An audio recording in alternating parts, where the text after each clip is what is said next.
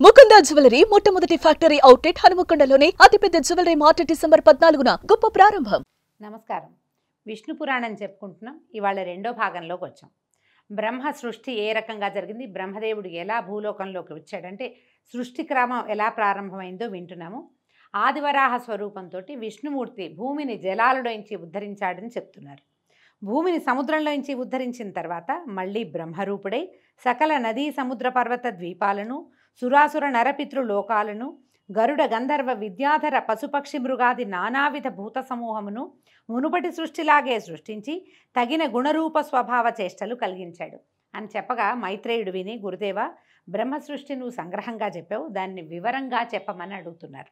అయితే ఇప్పుడు పరాశరులు చెప్తున్నారు, బ్రహ్మ ప్రజాపతి అయి 4 ముఖాలవాడు, రాజసగుణ ప్రభావుడు అయి సృష్టిని ధ్యానిస్తూ ఉండగా తమోమయము, తమో మోహము, మహామోహము, తమిష్టము, అంధతమిష్టము అని 5 జగాలకు ముఖ్యభూతములుగా ఆవిర్భవించాయి. 5 రకాల ప్రపంచాలు పుట్టేయట. అవి సక్రమమైన సృష్టికి సాధనాలు కాలేదు. అంతటా ఆత్మజ్ఞాన అజ్ఞానాలలో తామసమైన తిర్యజ్ఞానం, తిర్యక్రోశమైనటువంటి పశువులు, మృగాలు పుట్టేయట. మొదట మనం పుట్టలేదు. అజ్ఞానంతో కూడి ఉండి కేవలము ఏమంటారు, మన ఆహార నిద్ర భయం ఐదునాదులు కలిగి ఉన్న మాత్రమే, అవే అజ్ఞానంతో ఉండేవి. ఏం చేస్తాయో అవి మాత్రమే చేయటం, ఆలోచన లేనటువంటి పశువులు, మృగాలు పుట్టాయట. అప్పుడు సాత్విక గుణ ధ్యాన శక్తితోటి అమర సృష్టి కలిగింది. బాగా దేవతల్ని సృష్టించారట. తదుపరి రాజస తామస గుణ సంకేతమైన ధ్యాన సృష్టిగా మానవ సృష్టి జరిగింది. మానవులు రాజసిక తామసిక గుణ సంకలితంగా జన్మించారు. మొదట మృగాలు, జంతువులు పుట్టినాయి, ఆ తర్వాత ఆ దేవతలు పుట్టారు, ఆ తర్వాతే మానవులు జన్మించారు. ఆ పైన కమలభవని సకలావయవముల నుంచి, ఆయన శరీరంలోని అన్ని అవయవాల నుంచి దేవ అసుర మనుజ పితృముఖ సచరాచర భూత సృష్టి జరిగింది. అంటే ఇవన్నీ సంకల్పాలు జరిగినాయి ముందు, ఆ తర్వాత సంకల్పం జరిగిన తర్వాత ఆయన అన్ని అవయవాల నుంచి, ఒక్కొక్క అవయవం నుంచి ఒక్కొక్క సృష్టి చొప్పున జరిగి చరాచర భూత సృష్టి జరిగిపోయిందట. తర్వాత ఆయా జాతులు వారి వారి కర్మల కారణంగా పుట్టి హింసాహింసలు, కాఠిన్య మార్తవాలు, నిందానిందలు, ధర్మాధర్మాలు, సత్యాసత్యాలు, జ్ఞాన అజ్ఞానాలుగా కలిగి ఇంద్రియ వ్యాపారాలకు తగిలి నానా విధములైన రూపాలు, జాతి స్వభావ చేష్టాగుణాలు కలిగేటట్టుగా సృష్టించారు. ఇది విని మైత్రేయుడు సగమే అర్థమైంది ఆయనకి, మనకు మళ్ళీ ఆయన అడుగుతున్నాడు, సరే మానవులు ఏ ఏ జాతులుగా బ్రహ్మ అవయవాల నుంచి ఉద్భవించారో చెప్పండి అంటే ఆయన చెప్తున్నారు. బ్రహ్మ సాత్విక గుణరూపంగా ముఖం నుంచి బ్రాహ్మణులు, రాజస గుణరూపంగా భుజాల నుంచి క్షత్రియులు, రాజస తామస గుణరూపాన ఊరువల నుంచి వైశ్యులు, తామస గుణరూపాన పాదాల నుంచి శూద్రులు పుట్టారు. వీరిలో బ్రాహ్మణులకు వేదాధ్యయనము, క్షత్రియులకు భూపాలన, వైశ్యులకు వ్యాపారము లేదా కృషి, శూద్రులకు బ్రాహ్మణ భక్తి, కృషి, అన్ని రకాల విద్యలు వీళ్ళకి విహిత కర్మలుగా నిర్ణయించారు. కర్మలు, అన్ని రకాల కర్మలు, బలంతో చేయగలిగే పనులన్నీ మీకు 4వ జాతికి ఇచ్చారట. ఈ 4 కులాల వారు కూడా బ్రహ్మ అవయవాల నుంచి పుట్టినవారే కనుక యజ్ఞాలు చేయటానికి అర్హులే. అంటే ఆ కాలంలో అన్ని రకాల జాతుల వాళ్ళు యజ్ఞం చేసుకునేవాళ్ళట.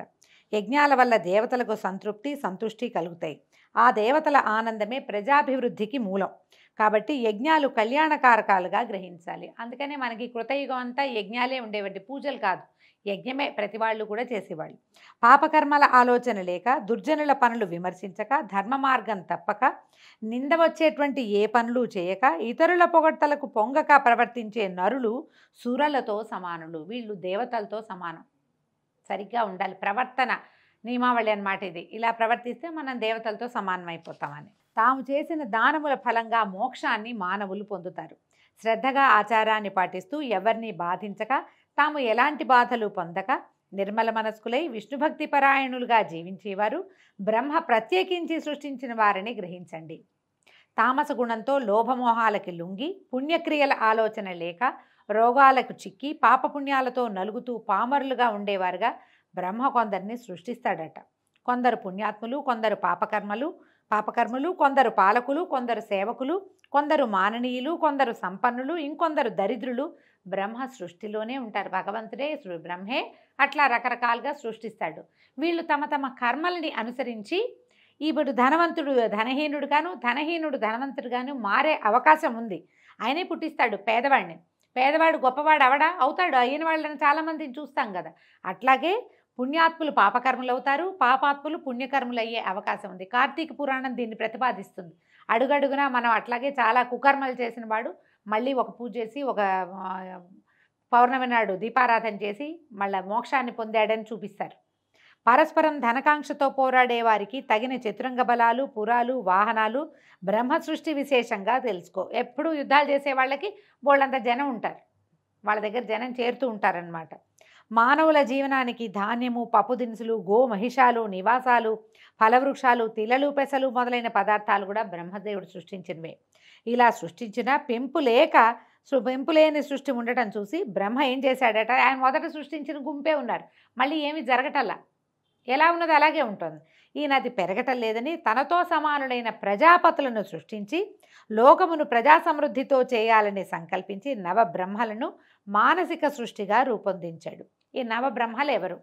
భృగువు, పులస్త్యుడు, పులహువు, క్రతువు, అంగిరసుడు, మరీచి, దక్షుడు, అత్రి, వశిష్ఠుడు. వీళ్ళని నవబ్రహ్మలుగా చెప్తారు. తర్వాత వీళ్ళకి భార్యల్ని కూడా సృష్టించాడు. వీళ్ళకి వరుసగా చూడండి, ఖ్యాతి, భూతి, సంభూతి, క్షమ, ప్రీతి, సన్నపి, ఊర్జ, అనసూయ, అరుంధతి అనే కన్యకల్ని కూడా సృష్టించి ఈ నవబ్రహ్మలకి సక్రమంగా లైన్ ప్రకారం అన్నమాట. భృగువుకి ఖ్యాతి, పులస్త్యుడికి భూతి, అట్లా లైన్ ప్రకారము వీళ్ళకి కన్యలను సృష్టించి వివాహాలు చేశాడు. అలాగే సనకాది యోగులను మానస సృష్టిగా జన్మించాడు. సనక, సనందన, సనత్కుమార, సనత్ సుజాతులు బాలుర రూపంలో ఉండేటువంటి మునులుగా వీళ్ళని నలుగురిని సృష్టించి వీళ్ళని సృష్టి చేయమంటే వాళ్ళు ఒప్పుకోలేదట. సంసార విముఖులై బ్రహ్మ విద్యాపారంగతులై తపశ్చర్యకి జీవితాలు అంకితం చేసి ఆ మహాత్ములైపోయారు వాళ్ళు. తర్వాత పద్మాసుని కనుబొమ్మల నడుము నుంచి కామిని సహితుడై మధ్యాహ్న భాస్కరుడిలాగా ఫాలాక్షుడైన రుద్రుడు ఉద్భవించాడు. ఆ అర్ధనారీశ్వరుడి వెంట మరో 10 మంది పుట్టారు. వాళ్ళే ఆ 10 మంది మొదట పుట్టిన రుద్రుడు కలిసి ఏకాదశ రుద్రులు. తర్వాత బ్రహ్మ ఏం చేశాడట, ఒక పుత్రుణ్ణి, కుమారుణ్ణి సృష్టించుకున్నాడు. అతని పేరు స్వయంభువ మనువు. అయితే శక్తియుక్తులకు అతను తండ్రి లాంటివాడే, బ్రహ్మదేవుడు లాంటివాడే ఈ మనువు. ఇతను శతరూప అనే కాంతని పరిగ్రహించాడు. ఆ వధూవరులకు ప్రియవ్రతుడు, ఉత్తానపాదుడు అని 2 కొడుకులు కలిగారు. ప్రసూతి, ఆకూతి అనేటువంటి 2 కూతుళ్ళు కూడా కలిగారు. దక్షుడు ప్రసూతిని, రుచికుడు ఆకూతిని చేపట్టారు. వాళ్ళకి యజ్ఞుడనే కుమారుడు కలిగాడు. అతడు దక్షిణయందు యాములు అనేటువంటి కొడుకులు 12 మంది పుట్టారు. యాములు అనే పేరు కలిగినటువంటి 12 మంది కుమారులు పుట్టి వాళ్ళు దేవగణాలు అయ్యారట. దక్షుడికి ప్రసూతి యందు 24 మంది కూతుళ్ళు జన్మించారు. అయితే ఈ 24 మందిలో వీళ్ళలో 13 మంది పేర్లు చెప్తున్నారని చూడండి. మనం పేర్లు పెట్టుకోవచ్చు ఇవి చక్కగా. శ్రద్ధ, లక్ష్మి, ధృతి, తుష్టి, పుష్టి, మేధ, క్రియ, బుద్ధి, లజ్జ, వపువు, శాంతి, సిద్ధి, కీర్తి అనే 13 మందిని ధర్మువు అనేటువంటి దైవగణాల్లో ఒకడైన వాడికి ఇచ్చి వివాహం చేశారు. ఖ్యాతి, సతి, సంభూతి, స్మృతి, ప్రీతి, క్షమ, సన్నపి, అనసూయ, ఊర్జ, స్వాహ, స్వధ అనే 11 మందిని వరుసగా భృగువు, భవుడు, మరీచి, అంగిరసుడు, పులస్త్యుడు, పులహుడు, క్రతువు, అత్రి, వశిష్ఠుడు, అగ్ని, పితృదేవుడు వరించారు. తదుపరి కల్పారంభ సమయంలో బ్రహ్మ అంకం నుంచి ఒకరిని పుట్టించాడట. ఆయన ఒళ్ళోంచి తొడమలోంచి ఓడిలోంచి ఒకడిని పుట్టిస్తే అతని పేరు నీలలోహితుడట. ఆ పుట్టిన వెంటనే ఆ శిశువు నాకు ఏడ్చేట, నాకు పేరేమిటి అని అంటే రోధించటం వల్ల అతనికి రుద్రుడు అని పేరు పెట్టారట. ఆ బాలుడు అలాగే 7 సార్లు ఏడిస్తే 7 సార్ల నుంచి భవుడు, శర్వుడు, మహేశ్వరుడు, పశుపతి, భీముడు, ఉగ్రుడు, మహాదేవుడు అని పేర్లు పెట్టి రుద్రాదిగా ఆ 8 పేర్ల వాణిని చేసి 8 మందిగా విభాగించారట. ఈ 8 మంది ఎవరు? బ్రహ్మదేవుడి నుంచి జన్మించిన రుద్రులు సూర్యుడు, జలము, పృథ్వీ, వాయువు, అగ్ని, ఆకాశము, దీక్షితుడు, చంద్రుడు అనే శరీరాలుగా ఉండేటట్టుగా చేసి వరుసగా వాళ్ళకి మళ్ళీ భార్యల్ని సృష్టించాడు. ఇదంతా బ్రహ్మ సృష్టేనండి. వాళ్ళకి సువర్చల, ఉష, సుకేసి, శివ, స్వాహ, దిక్కు, దీక్ష, రోహిణి అనేవారికి భార్యలుగా చేశాడు. వీళ్ళకి వరుసగా భార్యల్ని సృష్టించాడు.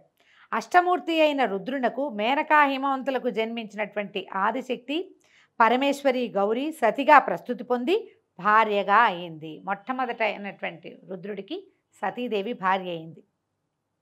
భృగువుకి ఖ్యాతి యందు ధాత, విధాత అని 2 కొడుకులు కలిగారట. లక్ష్మి అనే కూతురు కూడా భృగు, అందుకనే భార్గవి అంటారు లక్ష్మీదేవిని. భృగు నందనగా చెప్తారు. భృగుకి మొదట లక్ష్మీదేవి జన్మించింది. ఆ లక్ష్మిని శ్రీహరికి ఇచ్చి వివాహం చేశాడు. అప్పుడు మైత్రేయుడు అడిగాడు. మనకు వచ్చే ఆలోచనే మైత్రేయుడికి కూడా వచ్చింది. లక్ష్మికి ఆవిడ క్షీరసముద్ర రాజతనయ కదా, పాలకడల్లో నుంచి పుట్టింది బంగారు తల్లి.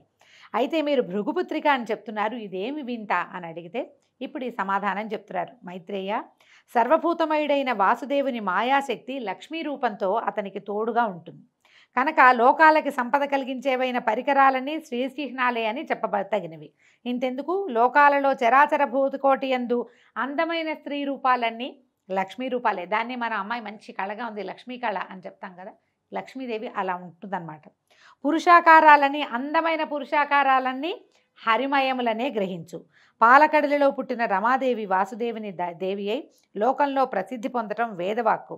ఆ వృత్తాంతం మరీచి బ్రహ్మముఖత నేను విన్నది చెప్తానంటున్నాడు. ఇంకో వృత్తాంతంలోకి వెళ్ళింది. ఇందులో కొన్ని అసంబద్ధంగా అక్కడ అలా ఉంది ఇక్కడ ఇలా ఉంది అని అనిపిస్తుందండి. ఇవేంటంటే ఒక్కొక్క కల్పంలో జరిగినవి, కథలు కథలుగా చెప్పుకున్నవి, ఆసక్తికరంగా ఉన్న కథలని ఒక చోటకి చేర్చబడతాయి. ఇవి ఒక కల్పంలో ఈ కథ, ఇంకో కల్పంలో ఇంకో కథ, కొంచెం డిఫరెన్స్ తోటి కనిపిస్తుంది. అందుచేత కొంచెం ఎక్కడో ఒక కనెక్టివిటీ పోయిందని మనం భావిస్తాం, కానీ కనెక్షన్ ఉంది, అంత ఎక్కువగా లేదు, అంతే. అత్రికి అనసూయందు శంకరాంశతో జన్మించిన వాడు దూర్వాసుడు. కోపానికి పురుష రూపం. కోపించాడంటే బ్రహ్మరుద్రాదుల్ని కూడా గడగడలాడించగలిగినటువంటి అపరరుద్రుడు. తాపసులలో మిన్నగా పేరుగన్నవాడు. ఒకప్పుడు భూమినంతను పరిభ్రమించి ఇంద్రలోకానికి వెళ్ళాడు. అప్పుడు ఒక విద్యాధర కాంత నందనవనంలో ఉన్న పారిజాతాల నుంచి పువ్వులు కోసి దండ అల్లి పట్టుకుని వస్తూ ఈ దూర్వాసును చూసి ఆయనకి సమర్పించిందట.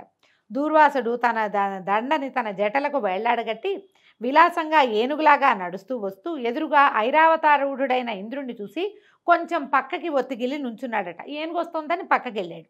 అయితే ఇంద్రుడి దగ్గరగా వచ్చేసరికి దూర్వాసుడు తన జడల్లో ఉన్న పూదండను చూసి ఇంద్రుడికి అందించి దీవించాడు. ఇంద్రుడు ఆ దండను అంకుశంతో అందుకుని అలక్ష్యంగా ఐరావతం యొక్క కుంభస్థలం మీద ఉంచాడు. ఆ పూదండ పరిమళానికి గండు తుమ్మెదలు రొద చేస్తూ దాని మీద వాలగా ఐరావతం బెదిరి ఆ పుష్పమాలికను తొండంతో కింద పడేసి కాళ్లతో తొక్కి రేకులు ఊడగొట్టి నలిపి విసిరేసింది. అటు ఇటు ఉన్నవారు ఇంద్రుడు కూడా ఏనుగు చేసిన పనికి చప్పట్లు చరుస్తూ పకపక నవ్వారు. ఇంద్రుడు ఈ దుర్వాసుడు ఆ వికారపు పనిని చూసి నిప్పులు రువ్వుతున్నటువంటి కళ్ళతోటి, ఔరా ఇంద్ర, అమరాధిపతిపని ఆదరించి మన్ననగా పూదండ ఇస్తే రాజ్యాధికార మతంతో ఇట్లా దుర్వినీతంగా ప్రవర్తిస్తావా? నీ సిరి సంపద సముద్రంలో కలియుగాక అని శపించి వేడి నిట్టూర్పులు విడుస్తూ వడివడిగా వెళ్ళిపోయాడు. వెంటనే ఇంద్రుడు పరిగెత్తుకుంటూ దిగేశాడు. ఏనుగు దిగి పరిగెత్తాడు. దూర్వాసునికి ఆ పాదాల మీద సాష్టాంగంగా నమస్కరించి చేతులు జోడించి నన్ను క్షమించమని బతిమలాడాడు. నా తెలివి తక్కువతనాన్ని క్షమించు, అనుగ్రహించు అని గద్గద కంఠంతో ప్రార్థిస్తే ఆయన నెయ్యి పోసిన అగ్నిలాగా, అగ్ని కాజ్యం పోసినట్టు అంటాం కదా, ఇంకా ఉడికెత్తిపోయేట. దురాత్మ, మర్యాదామన్నా లేక నన్ను అవమానించావు. ముజ్జగాల దొరతనం అంత మత్తెక్కించింది నీకు. అలా చేసిన అవమానం చాలక ఇంకా ఏదో మాట్లాడి నన్ను వల్ల వేసుకోవాలని చూస్తున్నావా? నోరు మూసుకుని పోతావా, లేదా నీ ఊరు పేరు పోయేలాగా శపిస్తానన్నాడు. ఆనాడు దొంగవేషం వేసి అహల్యను అవమానించి గౌతముని చేత దయతలిచి బతికి వచ్చావు. నేను గౌతముణ్ణి కాను. నా కోపానికి అగ్ని కూడా బూడిదవ్వాల్సిందే. అత్రిమహాముని కొడుకుని తెలుసా నేను? పోపో, నువ్వు ఇంకా ఏమైనా అన్నావో నీ బతుకు నడివీధి మెతుకవుతుంది. భరించరాని అవమానం చేసావు, పోపో అని ఏ శాపావసానము చెప్పకుండా ఇలా చెయ్యి పోనీలే అని అనలా. ఆయన మన్నించడం అనేది అసలు ఆయన చరిత్రలోనే లేదనమాట. పరిగెత్తినట్టు వడివడిగా వెళ్ళిపోయాడట. చేసేది లేక ఇంద్రుడు వెనక్కి తిరిగొచ్చి కందిపోయిన మొహంతో దుఃఖంతో కుందుతూ ఐరావతం ఎక్కి ధారగా కన్నీళ్లు కార్చుకుంటూ భవనానికి వెళ్ళాడట. అమరావతి అంతా కలకలం వచ్చేసింది. ఏమిటా అని వాకిట్లో నుంచి బయటకు వచ్చి నుంచుంటే అప్సరసలు, కల్పవృక్షము, కామధేనువు, ఐరావతము, ధనరాశులు ఒకదాని వెంబడి ఒకటి పెనుగాలికి దొర్లిపోయినట్టుగా ఎక్కడికో దొర్లి వెళ్ళిపోయినాయి. ఇంద్రజాలంలాగా అమరావతి మొత్తం సర్వం సహా శూన్యమైపోయిందట. దూర్వాసుడు పెట్టిన శాపం ముల్లోకాల ప్రభువుకి తగిన ముజ్జగాలకి ఆవరించేసింది. మొత్తం ఈయనకొక్కడికే కాదు, మొత్తం అంతా పోయింది. ధరలో దాన ధర్మాలు తెరచాటయ్యాయి. అనావృష్టి, సస్యనాశనం, ధనధాన్యాల తరుగుదల, యజ్ఞాలు అసలు పేరుకి అవన్నీ పోయినాయి. యజ్ఞాలు అసలు లేనే లేవు. దేవతలకి ఉపవాసమేనట. ఎందుకంటే ఏదైనా యజ్ఞం జరిగితేనే దేవతలకి భోజనం. ఇలాంటి దౌర్భాగ్యం పట్టింది. ఏమైపోతుందో ఏం చేయాలో తెలియక వీళ్ళంతా దుఃఖంలో ఉంటే ఇదే సమయం అని విప్రజిత్తు మొదలైన దానవులు అమరావతి మీదకి దండెత్తారు. చాటుమాటుగా అక్కడ ఇక్కడ ఇరుక్కుపోయి కదలకుండా ఉన్న సంపదని కొల్లగొట్టి ఈ ఇంద్రుడిని ఎదిరించారు. సర్వసన్యాసం చుట్టుకున్న ఇంద్రుడు వారిని ఎదిరించలేక పారిపోయి బ్రహ్మను దర్శించి దూర్వాసుని శాపం వల్ల ముల్లోకాలకి తనకి పట్టిన దౌర్భాగ్య దశని రోధిస్తూ చెప్పుకున్నాడట. ఈయనేమన్నాడు బ్రహ్మదేవుడు, దూర్వాసుడు సామాన్యుడు కాదు, సిరి సంపదలు నీకు పోయినా నువ్వు ప్రాణాలతో బతుకున్నావు, అంత సంతోషించు. ఇక అతని పేరు చెప్తే నా గుండె కూడా గడగడలాడుతోంది. అయితే నిన్ను ఈ సమస్యల నుంచి నిన్ను కాపాడగలిగిన వాడు ఎవరంటే ఒకే ఒక లక్ష్మీరమణుడు మాత్రమే, సర్వశక్తి సంపన్నుడు. ఆ స్వామిని ప్రార్థిద్దాం పదాని అగ్ని మొదలైనటువంటి దిక్పాలకుల్ని, బృహస్పతి మొదలైన మునులని దగ్గర పెట్టుకుని పాలకడలిలోకి వెళ్ళాడట. అందరూ శ్వేత ద్వీపం చేరారు. ఆ ద్వీపం నడుమునున్న వైకుంఠము, దానిలో లక్ష్మీ మండపంపై సనకాదుల దివ్య ప్రసంగాలు వింటూ ఉన్నటువంటి కోటికందర్పమూర్తిని, పుండరీకాక్షుణ్ణి, దివ్యాలంకార శోభితుణ్ణి, పీతాంబరుణ్ణి, లక్ష్మీ మనోహరుణ్ణి దర్శించి ఆనంద పరవశులయ్యారు. వీళ్ళ దగ్గర ఉన్న సంపద అంతా పోయింది, కానీ సాక్షాత్తు లక్ష్మీరమణుడైన విష్ణుమూర్తి మాత్రం ప్రశాంత చిత్తంతో ఉన్నాడు. శ్వేతకల్పం అంతా వైభవోపేతంగానే ఉంది.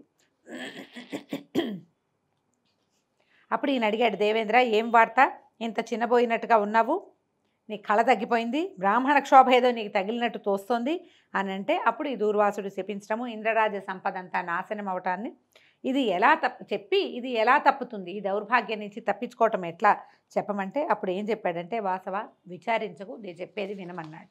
దిక్పాలకులతో వెళ్ళు, రాక్షసులతో కపటపు సంధి చేసుకుని వాళ్ళు మీరు పాల సముద్రంలో ఓషధి లతలు వేసి మందరగిరి కవ్వంగా వాసుకి తాడుగా ఆ సముద్ర మథనాన్ని చేయండి. నా సహాయం సమయానుకూలంగా ఉంటుంది.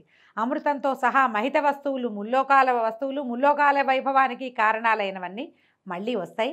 అమృతపానం అవుతుంది. ఆ పోయిన సంపదంతా మీ వశమవుతుంది. రాక్షసులకు చెందేది శ్రమ మాత్రమే. నువ్వు యథాపూర్వకంగా నువ్వు ముల్లోకాలకి అధిపతి అవుతావు, వెళ్ళు అని ధైర్యం చెప్పి పంపించాడు. అందరూ ఆనందంగా వెనుతిరిగి వచ్చారు. చమత్కారంగా మాట్లాడి ధనుజులతోటి సంధి చేసుకున్నారు. మందరగిరిని పెళ్లగించి తెచ్చారు. వాసుకుని కవ్వపు తాడుగా చుట్టి పాలకడలిలో వేశారు. ఓషధి లతలు చుట్టూతా ఉంచారు. అడుగున ఆధారం లేక ఈ మందరగిరి లోపలికి వెళ్ళిపోయిందట. వెళ్ళిపోతే ఇంద్రుడు మనసా పుండరీకాక్షుని ధ్యానించి ప్రార్థించగా పద్మాక్షుడు వచ్చి 1,00,000 యోజన విశాలమైన కూర్మరూపం ధరించి జలధిలో ప్రవేశించి మందరగిరిని పైకెత్తి తన వెన్ను మీద ధరించాడు. తర్వాత అది అక్కడ ఉండగానే నిజరూపం వచ్చి నిజరూపంలో పైకొచ్చి దేవదానవులను చూసి తరమండి, బాగా చిలకండి అని ప్రోత్సహించాడు. దేవతలు వాసుకి తోకను, దానవులు తలను పట్టుకుని మందరగిరిని తిప్పడం ప్రారంభించారు. వాసుకి శ్రమాధిక్యం వల్ల విడిచే నిట్టూర్పులతోటి విషజ్వాలలు వచ్చి దానవులని బాధించేవి. వాళ్ళు ఆ బాధకి చిక్కి అలాగే తిప్పుతుంటే దేవతలు ఎలాంటి శ్రమ ఎరక్కుండా తిప్పారు హాయిగా. అలాగా తరమగా బాగా చిలగ్గా సముద్రం నుంచి కల్పవృక్ష కామధేనువులు, చింతామణి, రంభాది అప్సరసలు, ఐరావతము, ఉచ్చైశ్రవము వెలికిరాగా శ్రీపతి ఆ సమూహం మొత్తాన్ని ఇంద్రుడికి అప్పచెప్పాడు. వచ్చిన వాటన్నిటిని ఇంద్రుడికి అప్పచెప్పేశారు. నవనిధులు పుట్టగా కుబేరుడికి ఇచ్చారు. చంద్రకళ బయటకు వచ్చింది. ఆ చంద్రుడినేమో శివుడికి శిరోభూషణంగా ఇచ్చారు.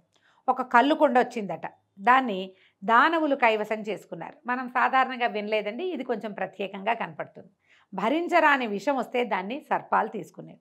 ఆ తర్వాత అమృత కలశం పట్టుకుని దివ్యాంబర ఆభరణధరుడైనటువంటి ధన్వంతరి బయటికి వచ్చి కనుసైగ చేత విష్ణువు సైగ చేసేసరికి తీరంలో ఉన్న ఒక చెట్టు కింద నుంచున్నాడట వెళ్ళి. తర్వాత పద్మపాణి, లోకజనని, విద్వాంసుల ఉపాస్య దేవత, త్రైలోక్య సుందరి, దయారాశి అయినటువంటి లక్ష్మీదేవి పాలకడలి తరంగాల మీద నుంచి అల్లనల్లన నడిచి తీరానికి వచ్చింది. మునులు శ్రీదేవిని శ్రీసూక్తంతో స్తుతించారు. విశ్వావసువు మొదలైన సుగంధర్వులు శుభగీతాలు పాడారు. ఘృతాచి మొదలైన అచ్చరలు ముచ్చటగా నాట్యమాడారు. ఐరావతాది దిగ్గజాలు సువర్ణ కలశాలలో గంగాజలం తెచ్చి అభిషేకించాయి. సముద్రపతి ఎన్నడూ వాడని పద్మమాలికలు ఇచ్చాడు. విశ్వకర్మ దివ్యరత్న అలంకారాలు సమర్పించాడు. బ్రహ్మరుద్రాది దేవతలు దివ్యమాల్య అంబరాలతో, మాల్యాంబరాలు అంటే మాలలు, వస్త్రాలు కూడా చందనము తీసుకొచ్చి అలంకరించారు అమ్మని. ఇలాగా మహావిభవాభిరామ అయిన ఆ దేవదేవిని దేవదేవుడు పరిగ్రహించి వక్షస్థల నివాసినిగా చేసుకున్నాడు. ఆమెను ఎత్తి తన హృదయంలో ప్రతిష్ఠ చేసుకున్నాడు. మొదట ఆవిడ బయటకు వచ్చినప్పుడే అమ్మ నిత్యానపాయని అయి ఆయన వక్షస్థలాన్ని ఆశ్రయించి ఉన్నదట. తర్వాత ముల్లోకాలు సకల సంపద్వృద్ధిని పొంది కళకళలాడాయి. శ్రీహరి తనకు శత్రువులైన దానవులకు తృణమైన చేరనీయక జలధిలో సంభవించిందంతా తన అనుచరులైనటువంటి దేవతలకే సంక్రమింపచేశాడు. అప్పుడప్పుడు ఇది అన్యాయం కదా అనిపిస్తుందండి. ఏమీ ఇవ్వలేదు, వాళ్ళతో చిలికిచ్చాడు, కానీ వాళ్ళకి ఏమి ఇవ్వలేదు. పక్షపాతిగా ప్రవర్తించాడు అనిపిస్తుంది.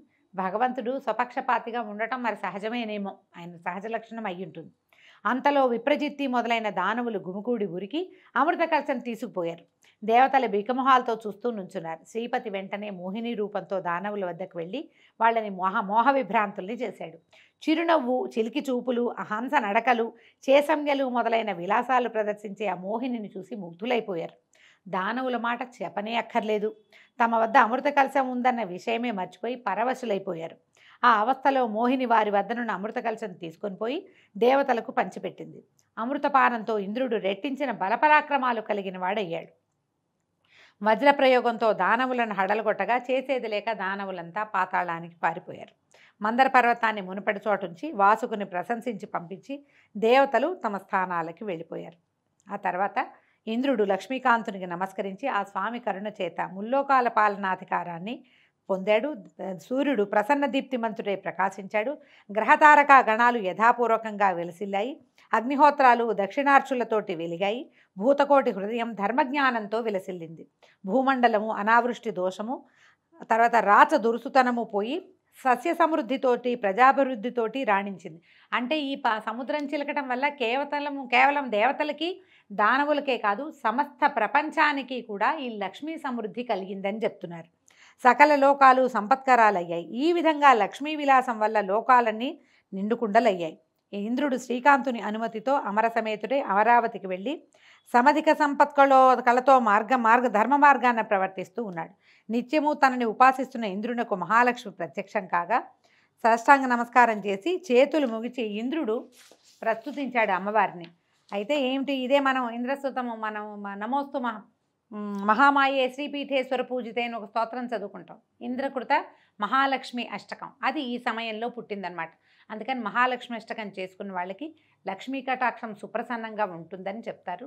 మనం లక్ష్మీ అష్టోత్తరం చదువుకుంటాం కదా, అలాగే ఈ అష్టకాన్ని కూడా చదువుకుని కృతార్థులు కండి అని చెప్తున్నారనమాట. అయితే నువ్వు చాలా గొప్పదానివమ్మ, మమ్మల్ని రక్షించు, కాపాడు అని చెప్తే ఇప్పుడు ఈయన ఏమన్నా అడిగాడో చూడండి. ఇతను ఇంద్రుడు ప్రార్థించిన ప్రార్థనకి అమ్మ లక్ష్మీదేవి ఎలాంటి ఇవి ఇచ్చిందో చూడండి. ఇంద్రుడు అడుగుతున్నాడు, నేను నేర్చిన విద్యలందు, శరచాప ఖడ్గాది సాధనములయందు, చతురంగ బలములయందు, గోమహిషాదులయందు, అవి గల ప్రదేశములందు, మణికనక వజ్రాలంకారాలయందు, పరిమళ ద్రవ్యములయందు, నా పుత్రమిత్ర కళత్ర బంధువులయందు, శక్తి గుణ ఇంద్రియములందు, రాష్ట్రాలలో, దుర్గాలలో, రాజధానులలో, క్రీడావిహార ప్రదేశాలలో, నా శరీరమునందు కూడా నీవు దయగా ఉండు నాతోటి అని నా కోరుకున్నాడట.